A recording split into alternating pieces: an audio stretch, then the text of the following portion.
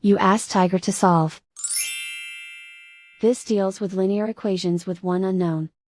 The final result is x equals 5/2. Let's solve it step by step. Group all constants on the right side of the equation. Subtract 1/2 from both sides. Combine the fractions. Combine the numerators. Reduce the zero numerator. Simplify the arithmetic. Convert the integer into a fraction. Combine the fractions.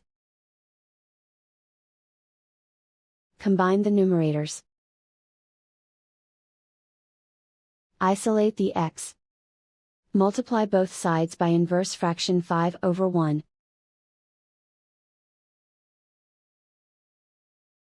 Group like terms. Multiply the coefficients. Simplify the fraction. Multiply the fractions.